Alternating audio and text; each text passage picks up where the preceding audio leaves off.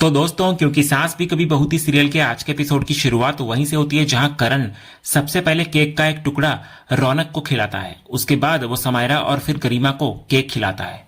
तीनों बच्चे को केक खिलाने के बाद करण बचा हुआ आखिरी टुकड़ा पार्थ की तस्वीर की तरफ बढ़ाता है, जैसे आज भी वो अपने बेटे को अपने हाथों से केक खिलाना चाहता हो। लेकिन अगले ही पल वो खुद ही वो टुकड़ा खा लेता है। फिर पार्थ की तस्वीर की तरफ देखते हुए करण कहता है कि आज नंदिनी इस घर में नहीं है, लेकिन सुबह उसका फोन आया था। उसने पार्थ को बर्थडे विश किया और कहा कि वो उसे बहुत मिस कर रही है। और सच तो यह है कि इस घर का हर एक इंसान उसे हर दिन याद करता है। इतने में रौनक पूछता है कि आज भाई का 35वां जन्मदिन है ना? तो करण हाँ कहता है और फिर तस्वीर की तरफ देखकर भावुक हो जाता है। वो कहता है कि अगर पार्थ आज जिंदा होता तो उसके बच्चे पूरे घर में दौड़ते भागते रहते, कभी उसके कंधों पर चढ़ जाते तो कभी खिलौनों और आइसक्रीम की जिद करते। वो खुद उन्हें स्कूल छोड़ने जाता, लेकिन अब पार्थ के साथ उसके सारे सपने भी हमेशा के लिए चले गए। इतना कहते कहते करण खुद को संभाल नहीं पाता और फूट फूट कर रो पड़ता है। समायरा, रौनक और गरिमा उसको संभालते हैं। फिर कुछ देर बाद करण खुद को संभालते हुए वहां से निकल जाता है। उसके चाहते ही तीनों भाई बहन भी भावुक होकर एक दूसरे के गले लग जाते हैं। उधर दूर खड़ी तुलसी ये सब कुछ देख रही होती है। सबके जाने के बाद वो पार्थ की तस्वीर के सामने आकर खड़ी हो जाती है। तभी उसकी आंखों के सामने वो दर्दनाक पल घूम जाता है जब उसने अपनी आंखों से नंदिनी को पार्थ पर गोली चलाते देखा था। मन ही मन तुलसी कहती है कि आज पूरा घर पार्थ को याद कर रहा है।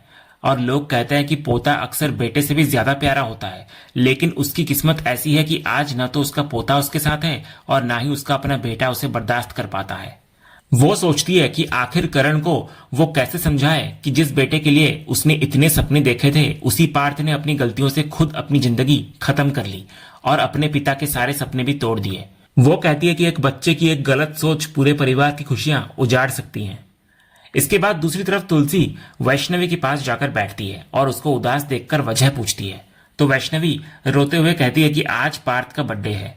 ये सुनकर तुलसी कहती है कि पार्थ ने उसे जिंदगी में इतना दर्द दिया, फिर भी उसे उसका जन्मदिन याद है। वो कहती है कि शायद औरत का स्वभाव ही ऐसा होता है कि वो रिश्तों के दर्द से ज्यादा उनमें गुजरे अच्छे पलों को याद रखती है। तभी वैष्णवी कहती है कि करण और पूरे परिवार को इस तरह टूटता देखकर उसे बहुत बुरा लग रहा है। उसे लगता है कि ये सब उसकी वजह से हुआ है। लेकिन तुलसी इस पर उसको समझाती है कि जिंदगी में जो कुछ होता है वो इंसान की नहीं बल्कि भगवान की इच्छा से होता है। फिर वो कहती है कि जिस पिता ने अपनी आंखों के सामने अपने बेटे का अंतिम संस्कार किया हो, वो दर्द कभी खत्म नहीं होता बल्कि वक्त के साथ और गहरा होता जाता है। आखिर में तुलसी कहती है कि अगर आंसू बहाने से किस्मत बदल जाती तो दुनिया की न जाने कितनी औरतें अपनी तकदीर बदल चुकी होती। इतना बोलकर वहां से तुलसी चली जाती है। अगले सीन में हम देखते हैं कि देव साहिल को फोन करके कहता है कि अब बात को टालने से कुछ नहीं होगा, चाहे जो भी हो जाए उन्हें हेमंत दादू से बात करनी ही पड़ेगी। वो माफी मांगते हुए कहता है कि शायद उसे इस तरह बात नहीं करनी चाहिए, लेकिन अब उसके पास कोई दूसरा रास्ता भी नहीं बचा है। देव आगे कहता है कि उसने सोचा था कि शांति निकेतन में इतने सारे वीरानी होने की वजह से वो जमशेदपुर जाकर बिजनेस संभाल लेगा, लेकिन वहां आकर तो सब कुछ उल्टा ही हो गया। जिस चीज का डर था वही होने लगा है। जब साहिल उससे पूछता है कि आखिर हुआ क्या है, तब देव कहता है कि हेमंत चाचू धीरे धीरे सारी जिम्मेदारियां वृंदा चाची को सौंप रहे हैं। उसे यह सब बिल्कुल भी सही नहीं लग रहा, इसलिए वो चाहता है कि साहिल खुद वहां आए, हेमंत दादू से बात करे और उनसे पूछे कि आखिर ये सब क्यों हो रहा है। लेकिन साहिल उसको समझाते हुए कहता है कि वो जरूरत से ज्यादा रिएक्ट कर रहा है। आखिर हेमंत उसके दादू हैं और इतने बड़े फैसले बिना सोचे समझे नहीं लेते। वो जरूर इसके पीछे कोई ठोस वजह होगी।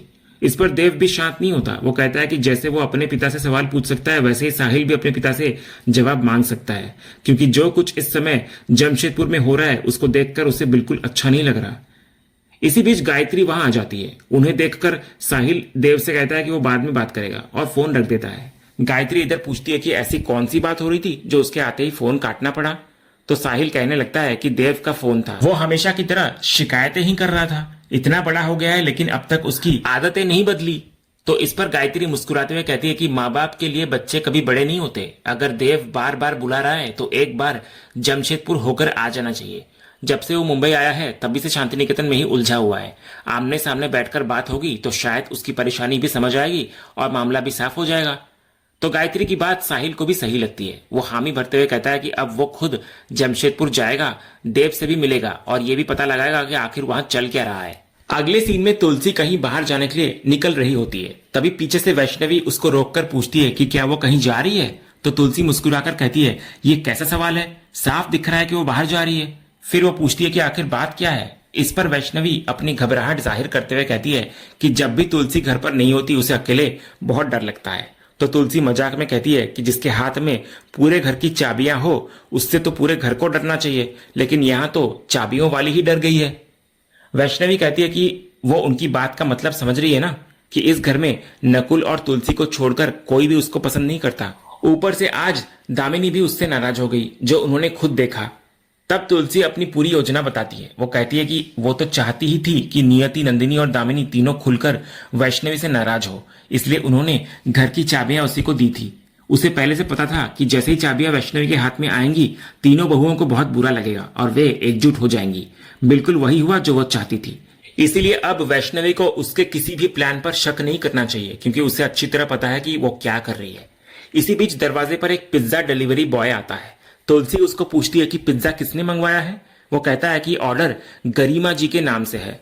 ये सुनकर तुलसी वैष्णवी को पूछती है कि क्या घर में खाना नहीं बना। तो वैष्णवी कहती है खाना तो बन चुका है। तब तुलसी कहती है कि अगर खाना बना है तो फिर पिज्जा क्यों मंगवाया गया। इतना बोलकर वो इशारों इशारों में वैष्णवी से कहती है कि अब स्थिति को वही संभाले।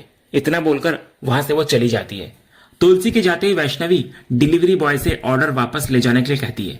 तभी गरिमा वहां आ जाती है और कहती है कि ऑर्डर उसका है, इसलिए कोई उसे कैंसिल नहीं करेगा। वो पिज्जा अपने हाथ में लेती है और बिल पूछती है। तो डिलीवरी बॉय कहता है कि 2345 का बिल है। गरिमा जैसे ही पेमेंट करने लगती है, वैष्णवी फिर से ऑर्डर वापस ले जाने को कहती है। तभी रौनक और समायरा भी वहां पहुंच जाते हैं। दोनों पूछते हैं कि आखिर ऑर्डर कैंसिल क्यों किया जा रहा है और वो होती कौन है ये करने वाली। वैष्णवी कहती है कि अब घर कैसे चलेगा ये फैसला वही करेगी, क्योंकि अब वही इस घर की मुखिया है। ये सुनते ही समायरा भड़क जाती है। वो कहती है कि वैष्णवी अपनी फैमिली की मुखिया होगी, उनकी नहीं। पैसे भी वही लोग खर्च कर रहे हैं, इसलिए वो उन पर मालिक बनने की कोशिश ना करे। रौनक भी साफ कहता है कि वो लोग वैष्णवी को अपने परिवार का हिस्सा नहीं मानते, इसलिए ये जबरदस्ती का रिश्ता और बॉसी एटीट्यूड वो अपने पास ही रखे। वैष्णवी इस पर कहती है कि अगर वे उसे अपना नहीं मानते तो कोई बात नहीं, पैसे उनके हैं, जैसे चाहे वो खर्च करें, लेकिन घर का बना हुआ खाना बेकार जाएगा उसका हिसाब कौन देगा। इस पर रौनक ताना मारते हुए कहता है कि क्या खाना बनाने से पहले किसी ने उनसे पूछा था। फिर वो कहता है कि उनके हिस्से का खाना भी वैष्णवी ही खा ले, क्योंकि दूसरों का हिस्सा खाने की उसे आदत जो है। रौनक की ये बात सुनकर वैष्णवी अंदर तक आहत हो जाती है, जबकि तीनों वहां से निकल जाते हैं। उनके जाने के बाद महाराज जी वैष्णवी के पास आते हैं। वो सारी बातें सुन चुके होते हैं। वो कहते हैं कि बच्चों की बात का बुरा नहीं मानना चाहिए। तो वैष्णवी कहती है कि उसे किसी से शिकायत नहीं है, बल्कि उसे उनके गुस्से से ज्यादा उनके दर्द का एहसास होता है। फिर महाराज जी कहते हैं कि बचा हुआ खाना व्यर्थ नहीं जाएगा, शाम को वो किसी जरूरतमंद को दे देंगे। लेकिन वैष्णवी कहती है कि यह सिर्फ आज का हल है, हमेशा का नहीं। अगर घर के बड़े नियम मानते हैं तो छोटे लोगों को भी वही नियम मानने होंगे। अगले सीन में तुलसी एक आश्रम पहुंचती है। वहां की मैनेजर उससे वो कहती है कि उनके परिवार का इस आश्रम से वर्षों पुराना रिश्ता है और पहले यहाँ मेहरा जी मैनेजर हुआ करते थे। मैनेजर बताती है कि मेहरा जी को गए काफी समय हो चुका है। फिर वो कहती है कि उसने तुलसी को पहले कभी देखा नहीं। इस पर तुलसी बताती है कि उनके परिवार में एक परंपरा है, जब भी बच्चों या पोते पोतियों का जन्मदिन होता है परिवार की ओर से इस आश्रम में दान दिया जाता है। ये परंपरा उनके पति मिहिर वीरानी ने शुरू की थी और आज वही जिम्मेदारी निभाने वो खुद यहाँ आई है। तभी मैनेजर एक ऐसी बात कहती है जिसको सुनकर तुलसी चौंक जाती है। वो कहती है कि मिहिर वीरानी की तरफ से इस साल का डोनेशन तो पहले ही आ चुका है। तुलसी तुरंत पूछती है कि क्या मिहिर ने खुद भेजा है। तो मैनेजर बताती है कि हर साल की तरह इस बार भी उनके स्टाफ का एक आदमी आया था, जिसने चेक और दान से जुड़े सारे कागजात जमा किए। इसके बाद वो तुलसी को दान की रसीद और वो पत्र दिखाती है, लेकिन उसको देखकर तुलसी और भी ज्यादा हैरान हो जाती है, क्योंकि उस पर मिहिर के हस्ताक्षर नहीं बल्कि अंगूठे का निशान लगा होता है। तुलसी इस पर कहती है कि उनके पति हमेशा दस्तावेजों पर साइन करते थे, फिर यहाँ अंगूठे का निशान कैसे हो सकता है, क्या ये सच में उन्हीं का रिकॉर्ड है। तो मैनेजर भरोसा दिलाती है कि हर साल बिल्कुल इसी तरह का पत्र और चेक आता है, इसलिए उन्हें पूरा यकीन है कि यह मिहिर वीरानी की ओर से ही भेजा गया है।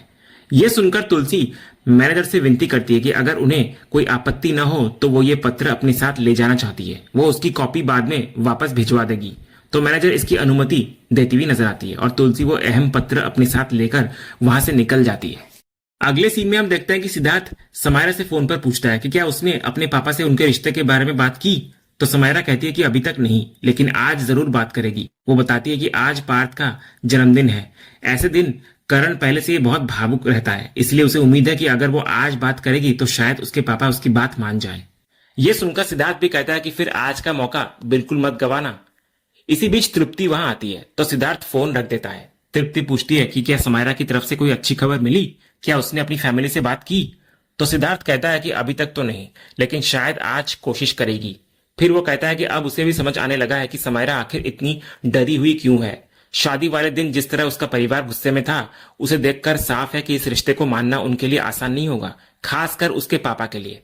अगर दोनों परिवारों के बीच इतना कड़वा अतीत न होता तो शायद इतनी मुश्किल भी नहीं आती। तभी तृप्ति अचानक उससे पूछती है कि क्या उसके मन में कभी उसके और वीरानी परिवार के पुराने रिश्ते को लेकर कोई सवाल नहीं आया। क्या उसने कभी जानने की कोशिश नहीं करी कि आखिर अतीत में हुआ क्या था।